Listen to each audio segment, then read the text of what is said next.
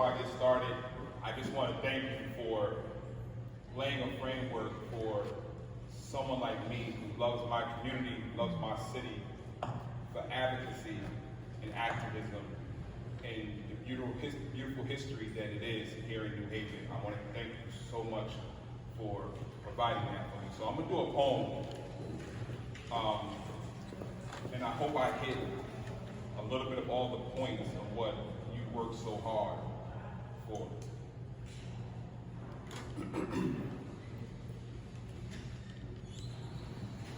My father once told me the day would come to pass when so-called young niggas would no longer be called vultures, scavengers. Like we be picking carcasses looking for culture. You see, closed books perpetuate contagious ignorance that's been passed on like swine and cut free from the Willie Lynch letter.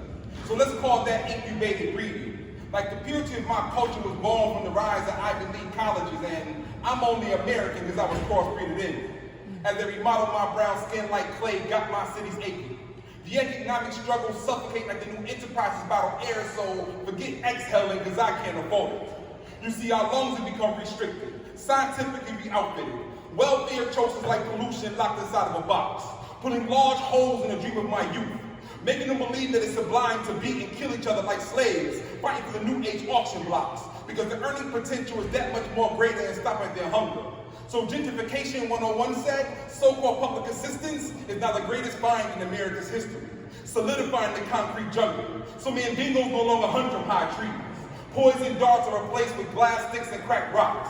So the KKK no longer has to lynch us. You see, heroin has us hanging from our own veins. So call us strange fruit, harvested by ignorance, because my young brothers can't feel the world at their fingertips. So they massage themselves into believing that their life prosperity can never be as true as Kwame, unless they inflate their dreams into basketballs and footballs and their views of riches only measured by fine girls and expensive cars.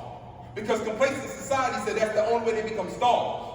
Then BET let 50 Cent tell them that bullet wounds will make you a general, while Weezy got them stuffing cash in the duffel bags when real hustlers put on suits and stack their money up in NASDAQ, so you can't get mad when they tell you they want to hear nothing about education. Because hip-hop propaganda has led them to believe that their lifespan can't get no better than hood rich. Therefore, they feel it better to be called so hood than to become a Rhodes Scholar and create a path out the hood.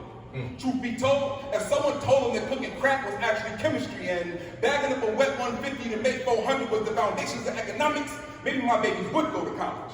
Instead of thinking that higher learning was doing a 5 to 10 in the federal pen, see, I don't know, but maybe it's just me, but if T.I. and Jay-Z said having swagger like us actually meant having extreme confidence in oneself, maybe young boys wouldn't take and deposit their self-esteem, then spew their dreams from their loins into young girls trying to validate their manhood.